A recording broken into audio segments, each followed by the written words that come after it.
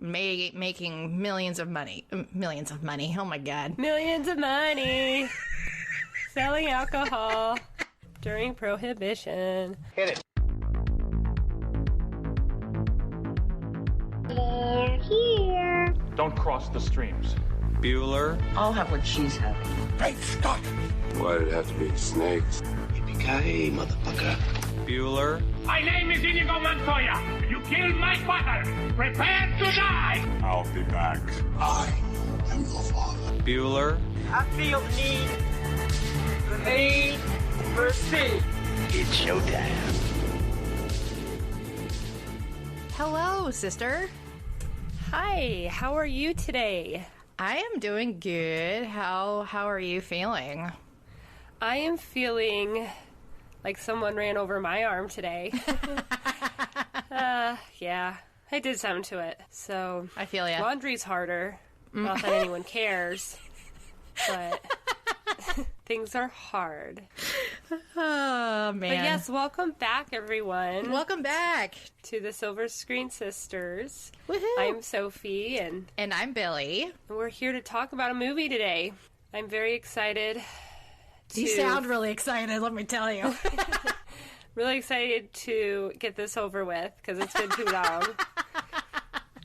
It wasn't a terrible movie, though. I know I sound like the end of the world. It's just my arm really hurts, and I can't lift it above my shoulder at all. I'm sorry. It's all right. Do you have any fun stories to share before we get on into it, or should we just pounce on in?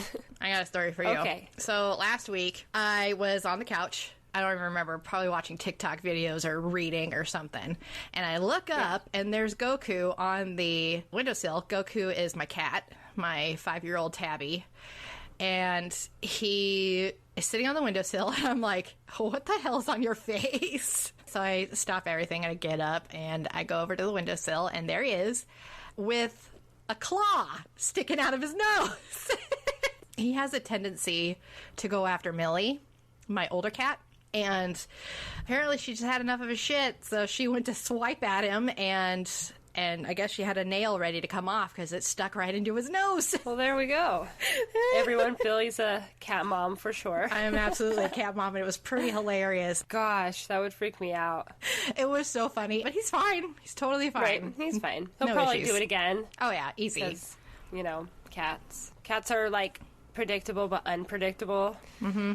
Anyways, I have a story for you. I'm ready. What is the story? Well, yesterday I went to see a friend. I drove to Salem for lunch date because, well, here's the deal. She is ready to have her first kid, and I haven't seen her since the beginning. So I was like, you lie. I haven't seen any pictures. But no, I went and saw her, and she definitely ready to have her kid. And it was fun. It was nice to catch up. We went and got Girl Scout cookies because, yum. And they didn't have the Samoas. And they said that there's a nationwide shortage of them right now. Oh, no. And me being silly and remembering pregnancy, I was like, you would deny this new child in her belly these wonderful cookies? Like, how sad. Because they didn't have any. So we were looking up the rest, and some of the kids went to a car and found 2 boxes. Oh. Yeah, and somebody else was standing there, so I was like, you can have a box. That's hilarious. That's a nice thing to do. I mean, okay, we've had a whole year to get enough of these cookies into stock. Come on. I know. I'm not sure why the shortage, or maybe she was just lying about it so people could really go find them, because I found them today at my local grocery store. Huh. They were out in front of them. Well. And they had the Samoas, so I don't know what to believe anymore. It's like a girl cookie mafia, and the moms know about supply and demand. Oh, it's terrible. I already have 3 boxes. Well, we're going to the grocery store today, so I imagine we're going to have at Good least luck. 3 or 4 You'll boxes. See them. Oh, yes. Go to the pot stores. They really should be right next to those. They would get every customer. So, speaking of things like pot and drugs. And cookies. And things that are illegal or once were illegal, we should probably talk about the movie today. Yes, we should. That was a great segue. A+ on that one. You're welcome. So yeah, for those who don't know, today's movie that we'll be talking about is The Untouchables. Sophie, what year was this? 1987. Good. Like, she knows. I never know. I'm like, oh, Okay, it was an 80s movie. good. It was a great year. You were 1 and I wasn't even here. Yeah, so this movie is about the prohibition, specifically in Chicago, and how Al Capone had such a stronghold on literally everything in that city, and he was selling alcohol illegally. I love the cast of this movie already. We got young Kevin Costner, Sean Connery. We have Robert De Niro as Al Capone. Mm-hmm. I did not realize, again, how old these actors are. I know. Sean Connery looked the same since, like, 80s to, like, early 2000s before he retired. But, yeah, and then we had Andy Garcia. The cast's pretty awesome. I have a lot of fun facts for you. However, do you want to talk about the music? Oh, sure. I loved the beginning music. Same. It got me in the mood to start watching this movie. Oh, yeah. It was amazing. And honestly, the best part for me... A good music score can really make a movie, right? Yes. And let me tell you about this composer, because apparently this is a huge name that I feel very embarrassed not to have known. But I do know him. Like, we know his movies and his scores and stuff, but I didn't know him by name. But his name is Ennio Morricone. And apparently he's written more than 400 scores for cinema and television, including 70 award-winning films. One of his biggest films one of his most prolific scores is from the movie The Mission, which I've never seen, but it's another 80s movie that's probably on our list that we will be watching at some point. By the way, he also composed like over 100 classical works as well. But I think all of you would know him best for The Good, the Bad, and the Ugly. Are you kidding me? Wow, that's amazing.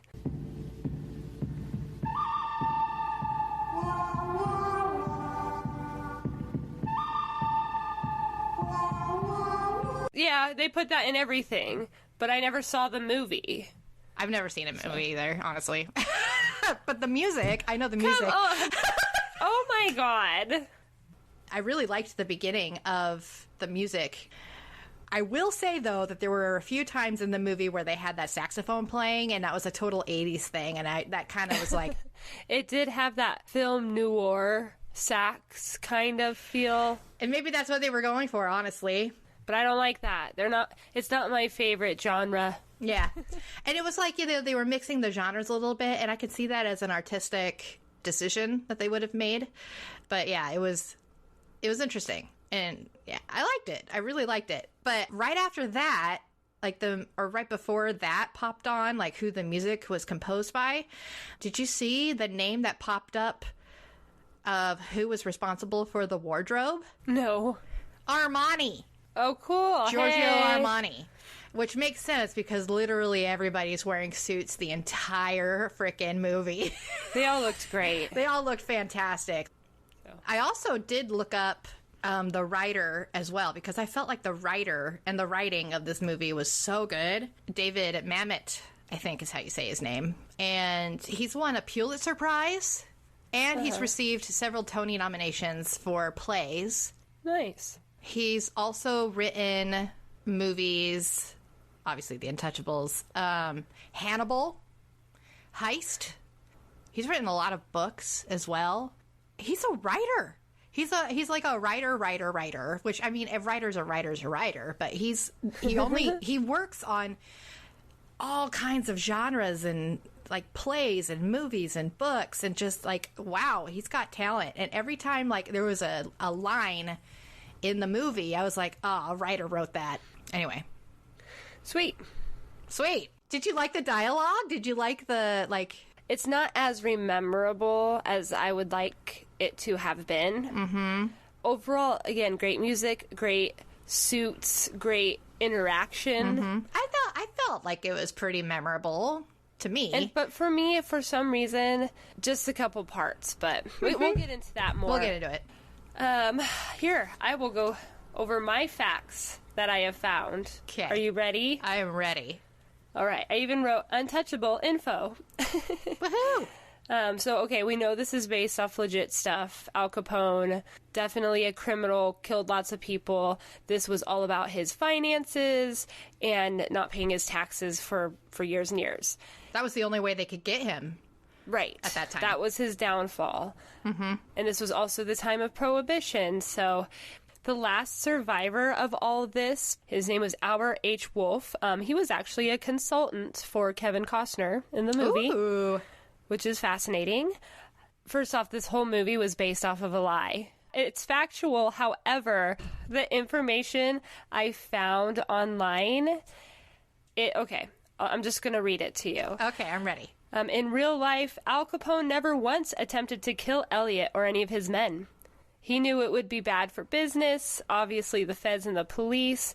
He's never ordered a hit on them or their families. Of course, in the movie, added that. Mm-hmm. Yes, and they never even saw face to face outside the courtroom. I don't even think in the courtroom, but there was no time for them to meet up and be like, You want to do it now? You want to go to Matt now? Come on, you son of a bitch. What? You talk to me like that in front of my son? Fuck you and your family. So that was interesting. Elliot Ness, his information. The movie portrays him being happily married with his 2 kids, which I didn't even realize she was pregnant until the boy popped out. Mm-hmm. But in real life, he'd been married 3 times, and the only child he had was an adopted son named Robert. Oh, that's a good name. It's a good, strong name. I knew you would say that. More facts about Elliot. He actually disliked guns, and he never shot anyone in his line of duty. He helped co-write Untouchables' book.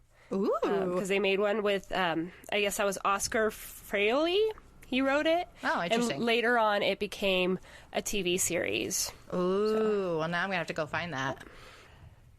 What else? So Elliot, these last couple of facts are kind of sad because at the end of this movie, like, they ask him... Or what did they say again? Shit, I can't remember. It's like... They say they're going to repeal prohibition. What will you do then? I think I'll have a drink. Fun fact is not so fun because he became an alcoholic. And even got in a vehicle accident with alcohol involved. Everyone was fine. It wasn't huge or anything. Okay, good. And people kind of forgot about him. When he died in 1957, the papers didn't even mention it. So... Oh, wow. Yeah, he definitely fell off the radar. And so there's that. I mean, I guess there's some sort of relief in that because, I mean, for him, he never wanted him or his family to be a target. So I can see him just kind of fading into the background and just being the family man that he wanted to be or whatever with his adopted son or and 3 marriages. And 3 marriages, I guess. Well, you know, you win some, you lose some. Okay, so some more fun facts, and then I'm going to go into some actor facts. Okay. George Carlin, he voiced in the radio broadcast program when Ness' family was listening in the living room. I knew that was his voice. I freaking knew it. I didn't even catch it. And I've had it on the background for 3 days. Like, I've tried to just have it on, and I just couldn't get back into the movie, so I missed George 3 times, okay? Bummer. The cinematographer, Stephen H. Burham, sorry, my hand was starting to fuck up and hurt, so I was writing really badly. He originally wanted this film in black and white. That would have been good. So I see that with the film noir. Yeah. There was one scene in the movie that was very disturbing with Al Capone killing somebody.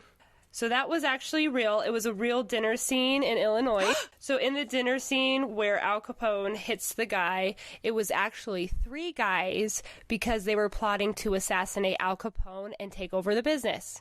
So... Oh, so he caught wind of the mutiny and he nipped it in the bud, essentially. Yes. Jesus.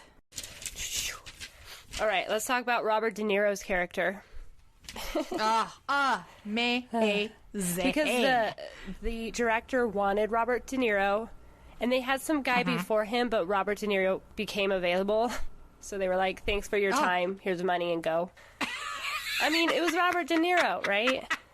I mean, for real. Who was the guy they said bye to? Do you know? No.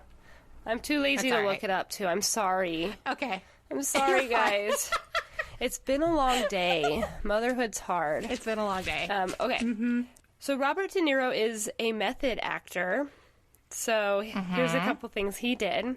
He tracked down the original tailors and had them make identical clothing for the movie. Is that Armani? I was going to say it could be Armani, or maybe Armani took those designs and recreated them. I don't know. Well, now I'm going to have to look that up, I guess. Let me know what you find. If anybody knows, let us know. Yes. For being a method actor, he insisted on wearing the same style of silk underwear that Al Capone wore, even though they were never shown in the movie. Why? I don't know. If we ever talk to him, I'll ask him. I understand it to an extent, but But underwear? Underwear, yeah. I mean, it's gotta at least feel good. If I had lots of money that I illegally obtained, I'd have nice feeling underwear, so. I would have nice feeling underwear too. But I mean, you don't need to get the exact fucking underwear. Just get any old pair of silk underwear, I guess. But whatever. And then, the actors that don't wash themselves or whatever the fuck, just in the name of quote unquote method acting. I mean, really? Well, Robert De Niro did win an Oscar for this. And he won an Oscar for his role in The Godfather Part 2. So, I mean, he does, for being a method actor, that I'm like, ugh, he does pretty good. He knows a thing or two about a thing or two. And I'm not an actor, so True. We are not actors. Okay. Actors considered for Elliot Ness, because there was a lot. I know Paramount wanted Harrison Ford. The actor Don Johnson got offered the role but declined it, and he's friends with Kevin Costner. So when Kevin got it, he didn't disclose that he was offered it, just so he wouldn't discourage him in any way, which is brilliant. And that's funny. How friends should be. Go Don. Yeah. Okay. So wait, Don was the one that didn't tell Kevin Costner that he almost had the role? Correct, yes, because they're friends. Oh, okay. I thought that it was Kevin Costner that didn't tell Don that he got the role. Okay, I mean, Don would have found out when he saw Kevin Costner. I know, right? I was like... no, because they're friends. Anyway. Yeah. Got it. Other people considered Mickey Rourke possible, Jeff Bridges, and also that would mean Gene Hackman possibly as Malone.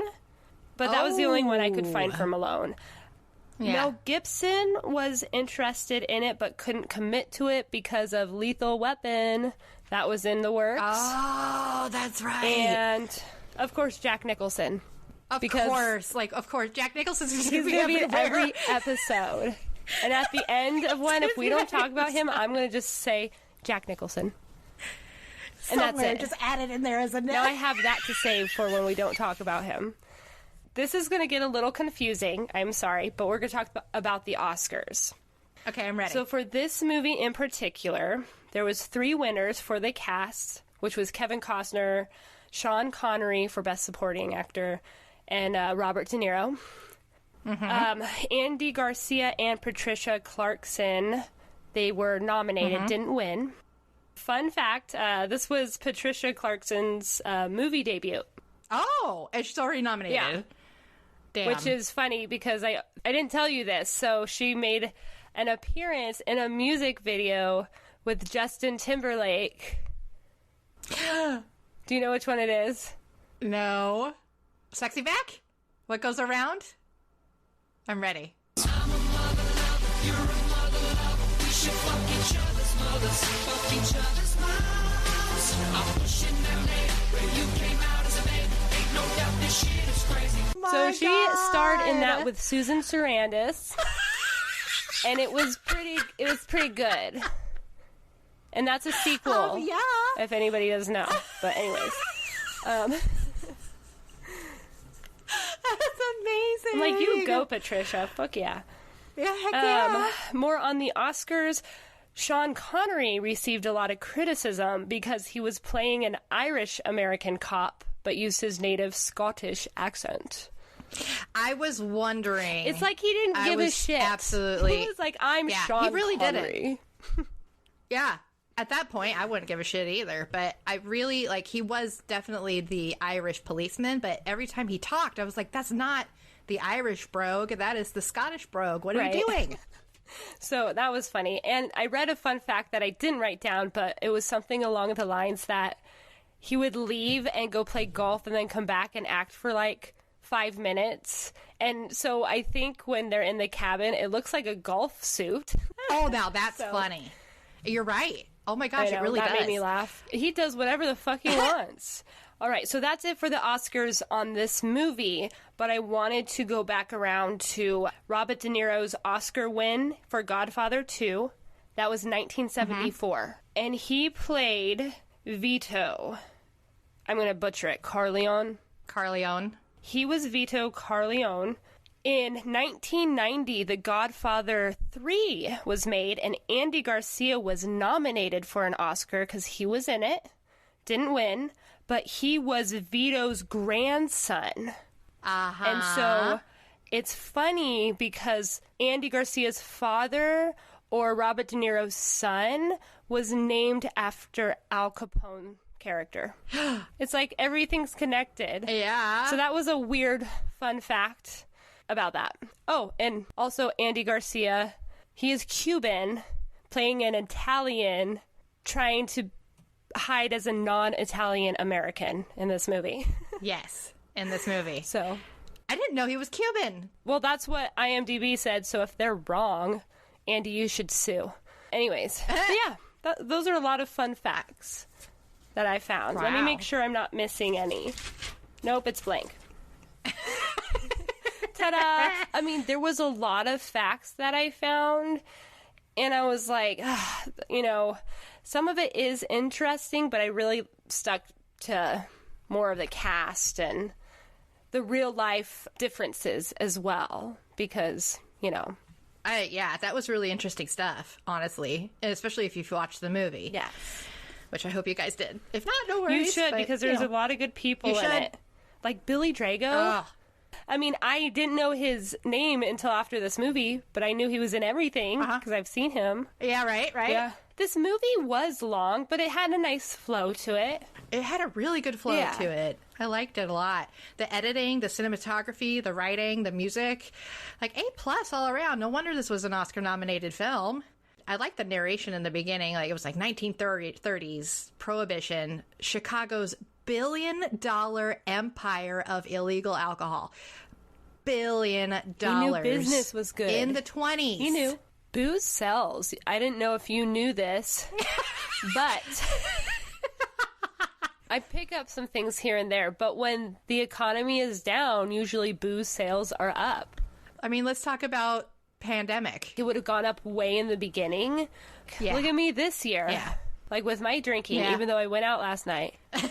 Well, that's the real reason why you're tired. Well, I couldn't sleep either because my arm hurt. So I was up every 30 minutes icing it and then heating it. So it wasn't the alcohol, guys. Come on. Every time. It was the karaoke. She was headbanging. It might have been the video lottery. One big. Yeah. Anyways, not that big. Big enough. Get your drinks covered, right? That's the goal. And my mozzarella sticks. Come on. Let's be real. I'm a cheap date. So I really liked the opening. Mm-hmm. I loved it. The music, the snapshots of who Elliot Ness was in Al Capone, the luxurious snapshot of Al Capone, like their shoe polishing and manicures going on. And there was somebody said something, and of course I wrote down the quote. Like a lot of things in life, we laugh because it's funny and we laugh because it's true. Yeah. So yeah, he establishes like he's a scary fucking dude. Mm-hmm. The sets were beautiful. Obviously, we love the music. But then, like, holy shit, the kid coming into the bar. That wasn't a bar because there's no alcohol. And I knew it. The second that guy had that briefcase on the thing, I was like, this is not going to end well. You know what? It reminded me of Willy Wonka.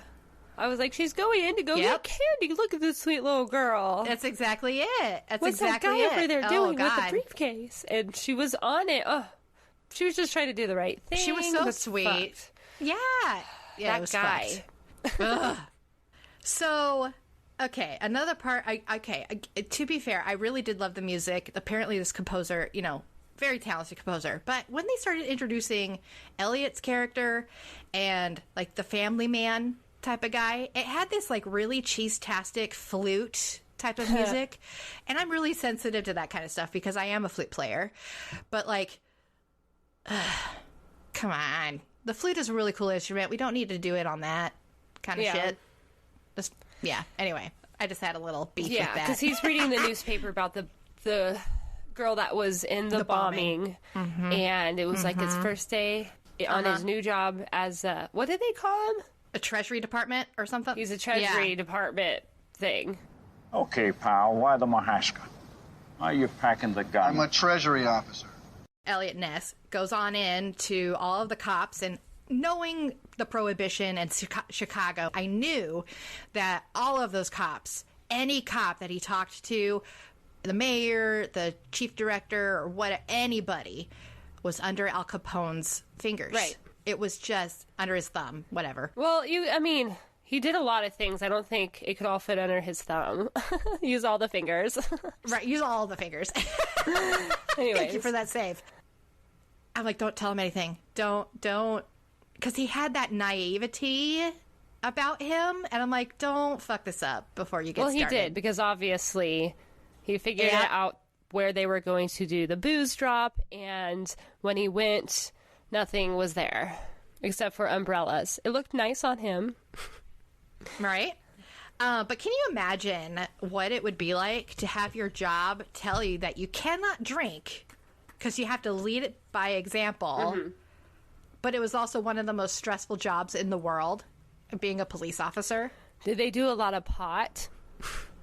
I mean, we don't know. There was a lot of bathtub gin, though. Yes. And if they're all under Al Capone's thumb anyway, well, they're fine. Al Capone in the movie did say a quote like, over here it's bootlegging, but when it's like high class, it's luxury or something like that.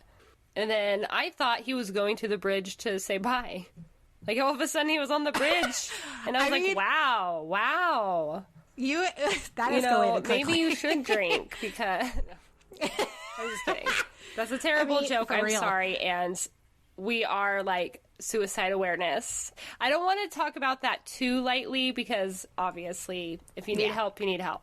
Even that thought crossed my mind. I mean, like he's got a shit job to do, and of course he'd be stressed about it. I don't think he was at that level, honestly. But like, why is he just hanging out on the bridge? But then Sean Connery comes in. You just turned your back on an armed man. You're a Treasury officer. Yeah, how do you know that? I just told you I was. Who would claim to be that? Who was not? What is it? It's 2022. Lots of movies have been made. And normally I don't like these kind of movies, but one of my favorites is with Jack Nicholson, of course, and Leonardo DiCaprio, and it's The Departed. Did you ever see The Departed? No. Okay, so it's one of my favorite movies, but it's good cop and bad cop because they're both moles. So, like, the good cop is moling in the mafia deal, and there's a cop that's bad giving the information. Matt Damon's also in this. And Mark Wahlberg. Ooh. It's a really good movie. Well, shit. I need to watch watch it. It has one of those endings that could ruin it. It didn't for me because it was such a good movie. So, when Sean Connery came and they had their exchange of, like this is who I am, and he turns his back on him. And he's like, why would you turn your back on me? And he was like, you said you were this person. I thought Sean Connery was going to end up being like a bad guy undercover. I had that moment. You know what? I did have that feeling. So they get together. It turns out Elliot really liked Malone and wanted him, he sought him out to work for him because he knew a lot of people were corrupt. And at first he's like, no, but then he's like, yeah, because why not?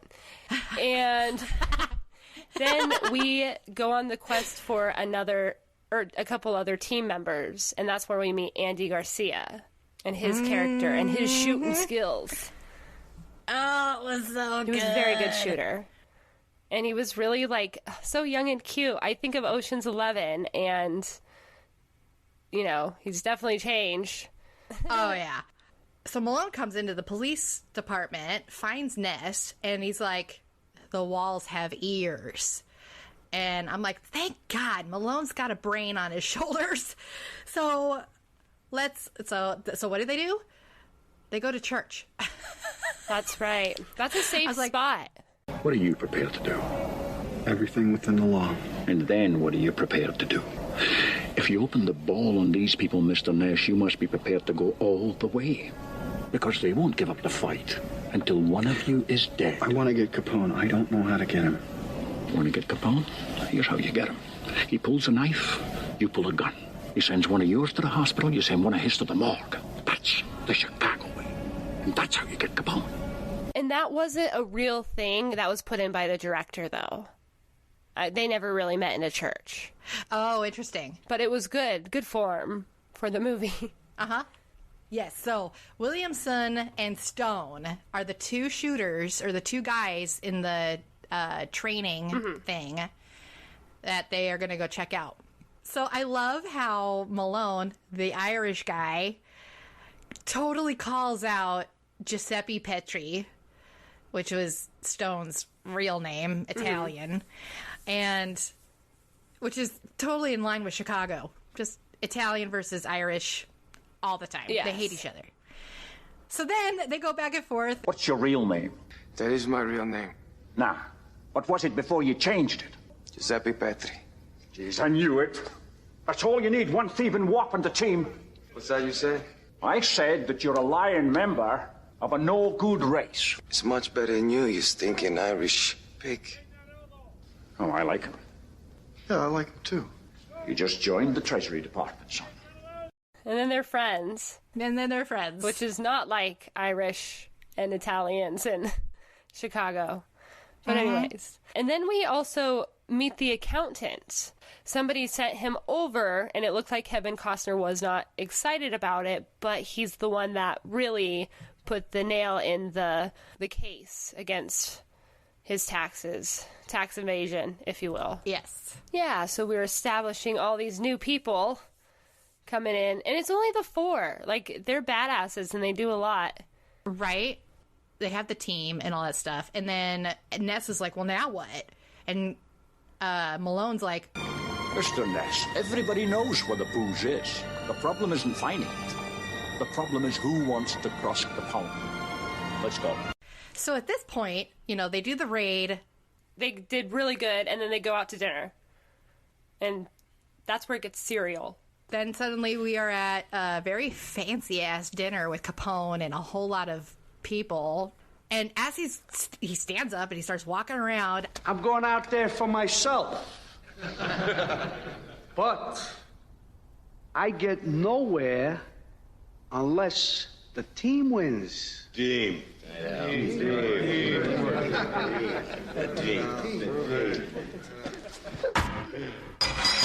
What the hell? Like, I knew something like that was going to happen because, duh, Al Capone. But at the same time, I was just like, Wah! Yeah, so I've tried to have it on a couple times, and I had the twins once. I'm like, don't look, twins, and they don't care. They're 5 months old. They're like looking at the fan. They're so cute. I love having small babies because they don't care. Next day at the office or whatever, that guy comes into Ness's office. You know what? That was a real thing. It wasn't a guy that came for a bribe, but Al Capone would send $5,000 weekly, which was like, if I'm remembering right, this might be wrong, but it was like $30,000 today. So think about getting that much a week for its time, and Ness never took the bribes. I mean, Mr. Capone, I know he's dead, but I could use $30,000 in a week. Al Capone's grandkids, if you're listening, we love you, Father. We do not disrespect him. I should put in a Godfather quote. And please send us money, because not a horse's head, please. Yes, that would be Definitely not what I asked for. So they get on the plane, which that was amazing filming for that one. For the plane? Yeah, it was. They were on a plane? Yeah, they flew to Canada. Did you watch the movie? I did, but I completely erased that from my mind. But I guess they had to get there.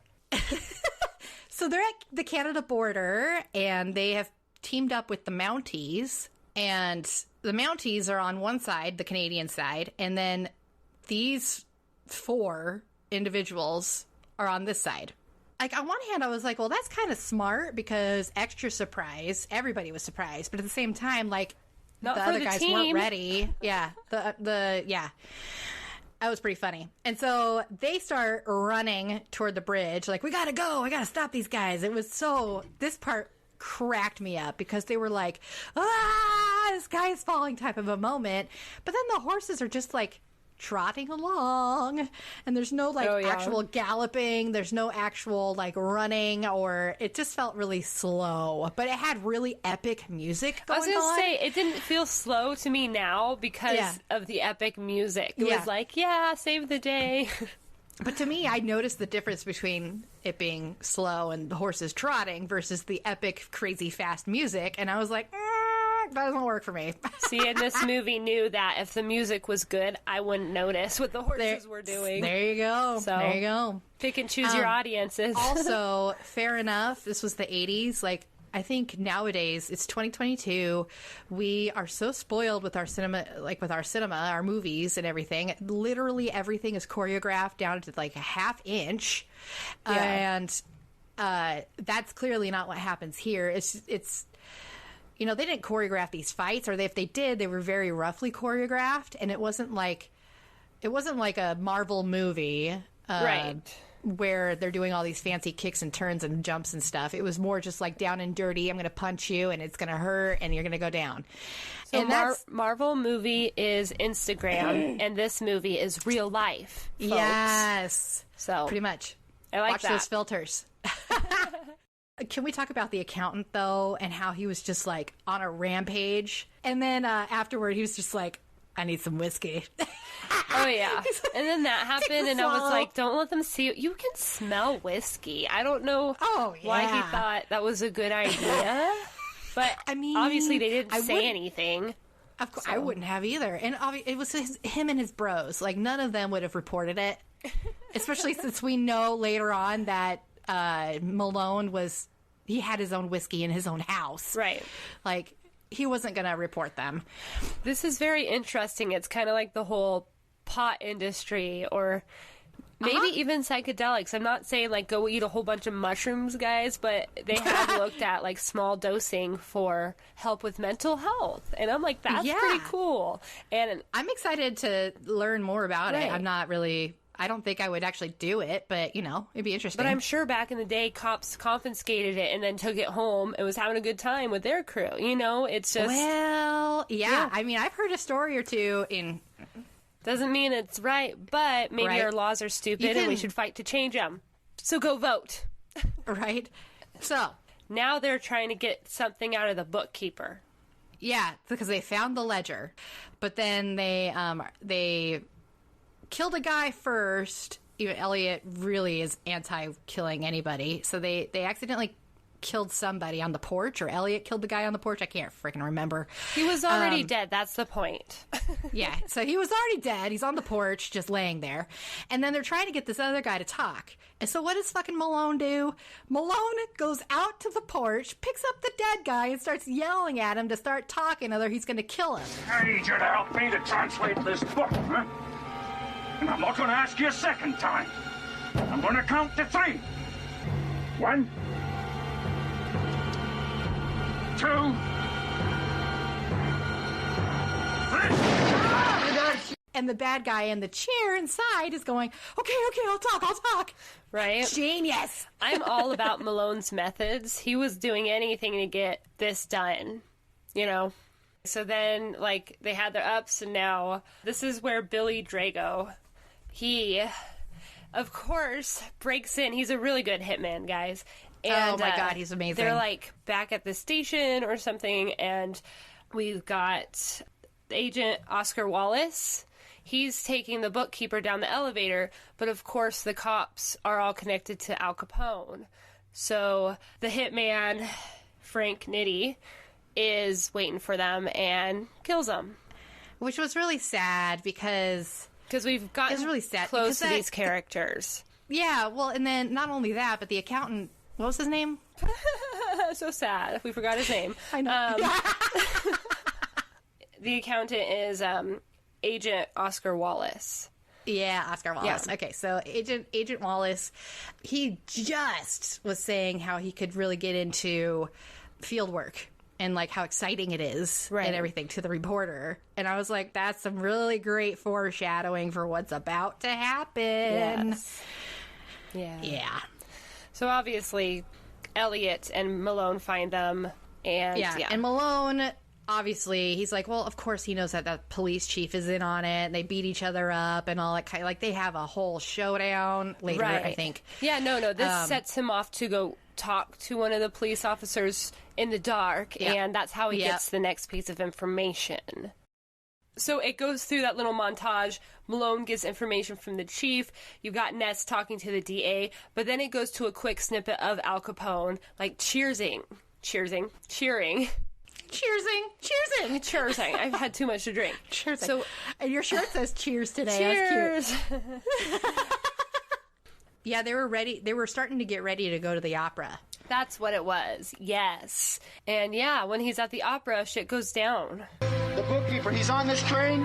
He's on this train. What are you prepared to do? Like, that motherfucker's a tough fucking bastard. Like, he can't take a punch to save his life, but he could be shot 1,500 times and still crawl down the hallway. The fuck? Like, he's so angry that he can't finish this thing before he dies, and I probably would be the same way. So yeah, I mean, he was Irish. Yeah, Irish with the Scottish accent. Anyway, so then he, like, even with his dying breath, like, he was ready to die. I mean, he wasn't ready to die. He was not ready to die. What I just say? He was ready to go out. He was ready to go out in a blaze of glory, though, and he knew. So, my question though is, he knew that the bookkeeper was going to be on that train. Why didn't he share that information earlier? But whatever, it's fine. It's not like he could shoot him a message on Facebook, you know. That's true. Or send him a text. Hey, Ness, where you at? So this point, oh my God. This is why I feel like Andy Garcia should have won an award for this. Because he was fucking phenomenal after this point. Mm-hmm. I was thinking at the train station when he was doing all the shooting. Mm-hmm. That was pretty nice. He's a good shot. He's a good shot. Like, he was like, okay, so they go to the train station, and because they're going to try to find the bookkeeper. Right. And dude, that was amazing suspense. It was not. It was too long, and I was over it. That kid could have been walking. What was she doing? I would have ran up with those suitcases. I hated it. They could have done way better. I'm so upset. She was struggling. A struggling mom, though. We get it. Like, it makes sense. I'm like, sorry I to never be too hard on her. I don't know what it was like back then, but that kid could walk. Did they have leashes back then? Probably not. Probably not. It was the 20s. Oh, fun fact. Or 30s. The kid was the stuntman's child. Because what other kid would you put right there? Why not? I mean, start him young. Yep. During this whole point, there was, like, no music. It was, or the music was very, like, minimal. Yeah. It was nice and suspenseful in that way. But then, like, when the gunfight actually starts happening, like, it's still extra suspenseful. But then they also throw in some slow motion in there, and with the baby falling down the stairs. And I was in the carriage. He was fine.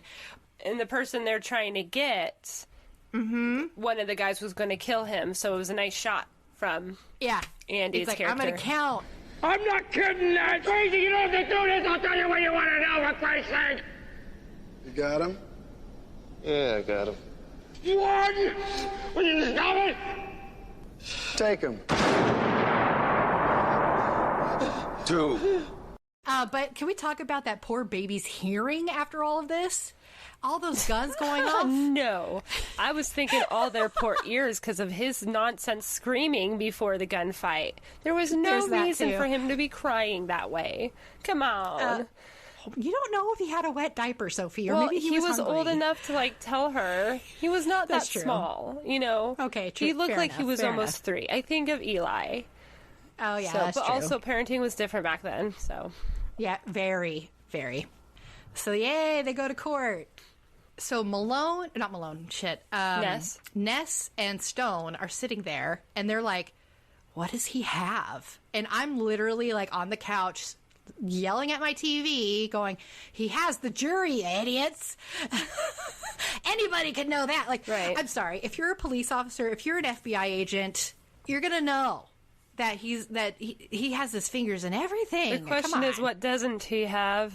Oh. Exactly.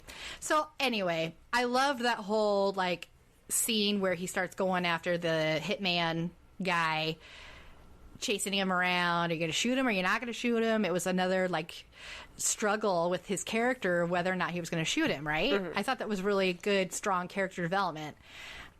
And he was, you know, going to let him go, or not let him go, but he was going to let him live, you know, arrest him or whatever, right? But then he just chose to say the wrong fucking thing. And Elliot was just like, nah, you had your chance. Boom! And then just, like, pushes him off. And he lands on a fucking car. And I was like, that's not even everything that he deserved. But here, on the flip side, that's what breeds shitty cops today. I felt like you deserved that. And that's not okay. Yeah, so I didn't like that message. Maybe that's why I was a little put off. Because he was starting to, like, get his man by, you know, doing little things, cheating here and there. I'm not saying that I wouldn't do those things, but it does kind of show us losing our morality. And so, anyways. And that's always going to be a problem with storytelling versus reality is, you know, I'm not going to be running around trying to hop on trains and rob banks and all that kind of stuff, but, like, I have a strong moral compass. Yeah.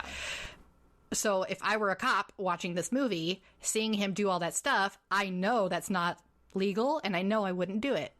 Because morally, it's wrong. But you say that until you get in the situation. I mean, to be fair, this guy had just had 2 of his best buddies that he really had a mentor murdered. Oh, okay, it's fair. Bullshit. He's off. He's good to go. He's free. Yeah, right. No, I'm just kidding. But no, I get it. It's for the movie and the storyline, justice is served. Mm-hmm. So, and in the movie, they find out about the jury, and the Ness actually goes after the judge and has leverage on him to change the jury. Basically, the ledger that they got, Ness lied and said the judge was in there, and the judge was like, oh no. So Ness was like, you're going to change the juries, and they did. Obviously, in real life, that's not what happened, but they did get the clue about the jury, and they changed it anyways. Yes. Yeah, he's like, is this justice? I'm like, well, what do you mean? Yes, it is justice. Why are you asking that question? Because in his mind, he's done nothing wrong. He's told himself too many times that, you know, it's okay. His morality compass is way off. But I really liked at the very end, you could really tell how Ness had been influenced so much by Malone.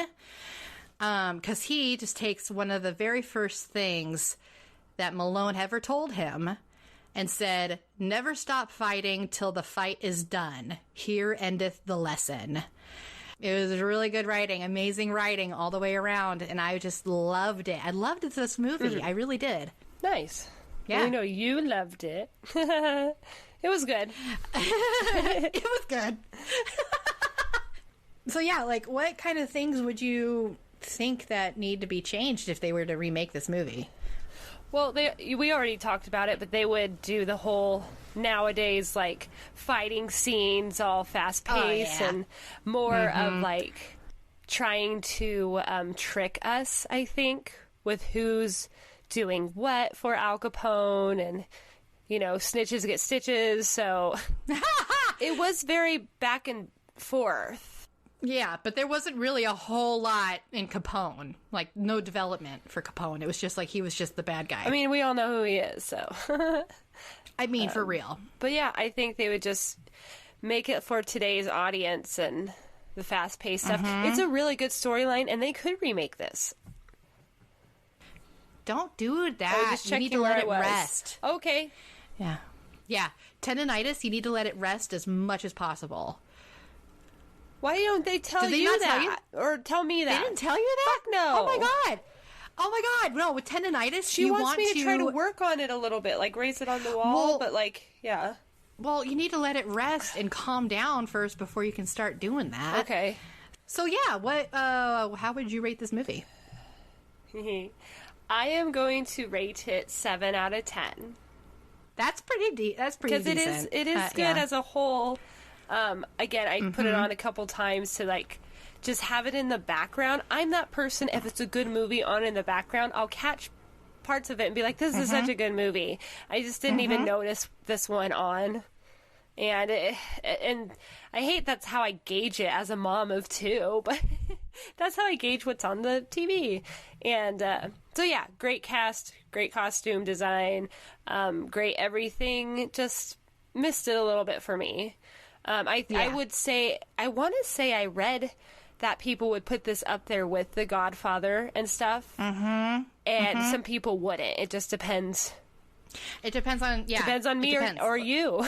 Yeah, I could see both. I could see how it missed the mark, but I can also see how good it was as well. It just, for a movie about the brotherhood of agents trying to take down Capone. Yeah. Amazing. For a movie about the prohibition and Capone himself, no. Because the focus of the movie was not that. Right. So, but yeah, what about you? How would you rate this? Yeah, I think I would put it at like a solid 8, like 8 to 9. I would put it maybe 8. Let's just do 8.5 because it was so good. It was so good. I think the only reason why I'm not giving it the last little bit is because there were some parts where I was just like, okay, what the fuck's happening? There was some parts where I was not following along what was going on just because there was so much going on. And then, sorry, I'm picky with my music, all right? So when I hear like some of the synthesizing 80s type of shit, I'm just like, yeah, fine. And that takes me out. Some of the music really took me out of the movie a little bit. So, sorry. I really love that composer though. He did such a great job, honestly. Yeah. But yeah.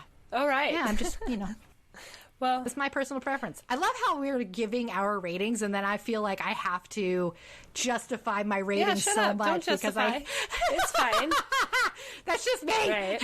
But I am excited for another Al Capone movie to come out because I feel like it's been a while. It has been a while. So yeah, that would be really cool if they could do something like this. Yeah. Again. Oh, you know what? They did just do The Irishman. Oh. Though, on Netflix. Yeah. Okay, I gotta watch it. It wasn't Capone. Oh. It wasn't Capone, but it's kind of the similar situation. Okay. Well, with that, should I go grab my box that I forgot?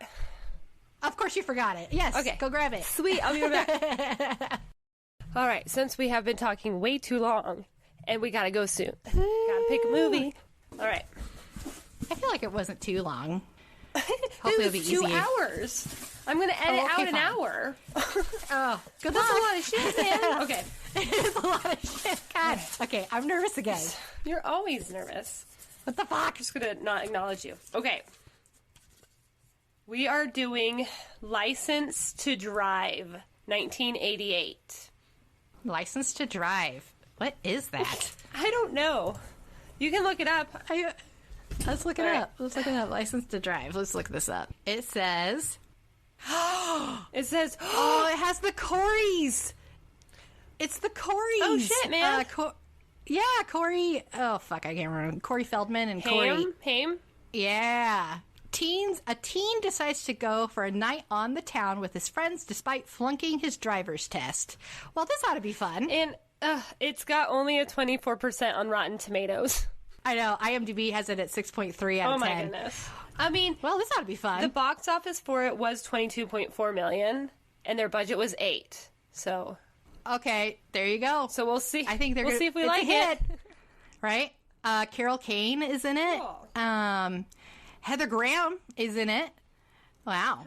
There's some names in here. James Avery. Oh, okay. Well, I'm excited. I mean, technically, there's lots of names because everyone has a name. Well, of course. Thanks. I wanted to do that. Jesus. Sorry. Okay, Dad. Thanks, Dad. I have a lot of dad jokes. Oh, Jesus. Get out of here. Well, we will do License to Drive next time, so everyone go watch it. We're going to watch it, and then we're going to talk about it. But in the meantime, Billy, how should they contact us? Yeah, so if you guys want to share any stories or memories or whatever you have about these movies, feel free to send us an email. Our email address is connect@silverscreensisters.com. You can also pop onto our website, which is silverscreensisters.com. We have a Facebook group, Facebook page, Instagram, Twitter. You'll find us. I need to streamline all of those handles, so I'm sorry in advance, but literally just search for Silver Screen Sisters and you'll find us. But we'll put that all on the website one of these days. Yep. Yes, they'll all be linked on the website.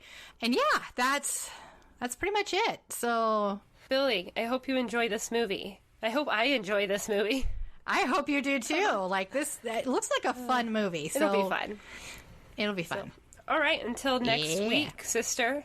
Until next week. All right. Well, I love you. Love you too. You have a good day. You guys too. Okay. Bye. Bye. Thank you for listening. If you enjoyed this episode and you'd like to help support the podcast, please share it with others and leave a rating and review. To catch all the latest from us, check out our website at silverscreensisters.com.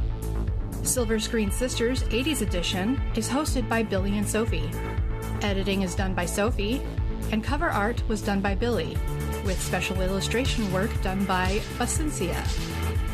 Intro and outro music composed by Future Mono, and hold music composed by the Mini Vandals. This is a Silver Screen Sisters production and is powered by Coffee and Yoga Pants.